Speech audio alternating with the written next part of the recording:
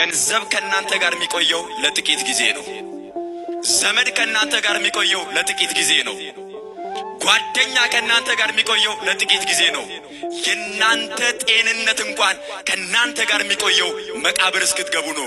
ለጥቂት ጊዜ ነው። በዚህኛውም ዓለም በሚቀጥለውም ዓለም ለዘላለም የማይለየን መድኃኔዓለም ነው።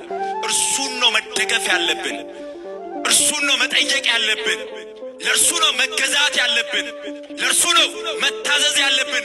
ሁል ጊዜ መከራ ቢመጣ፣ ፈተና ቢመጣ፣ ስቃይ ቢመጣ፣ ሐዘን ቢመጣ፣ ከሰማይ በታች የትኛውም ነገር በሕይወታችን ቢያጋጥመን ቶሎ ብለን ማስተዋል የሚገባን እግዚአብሔር ከኔ ጋር ነው፣ አልፈዋለሁ። ማን ከኔ ጋር ነው? መድኃኔዓለም ከኔ ጋር ነው፣ እሻገራለሁ። አማኑኤል ከኔ ጋር ነው፣ ድል አደርገዋለሁ ብለን ነው ማመን የሚገባን። ችግሩ ግን እኛ ሕይወት ውስጥ የሆነች ነገር ስትመጣ ያለንን ነው ቅድሚያ ምን ሰጠው። ገንዘብ ያለው ሰው በገንዘቡ የሚያሸንፍ ይመስለዋል። ስልጣን ያለው በስልጣኑ የሚሻገር ይመስለዋል። ዘመድ ያለው በዘመዱ የሚያልፈው ይመስለዋል። ገንዘብም ስልጣንም ዕውቀትም ብልሃትም ጉልበትም ኃይልም አላፊ ጠፊ ነው። ለዘላለም የሚያሻግር ማን ብቻ ነው? ክብርና ምስጋና ለስሙ ይሁን። አመስግኑት እግዚአብሔርን። ሕይወት በመካከላቸው ሳለ ስለ ሞት ይጨነቁ ነበር። በጣም ፈሩ፣ ደነገጡ።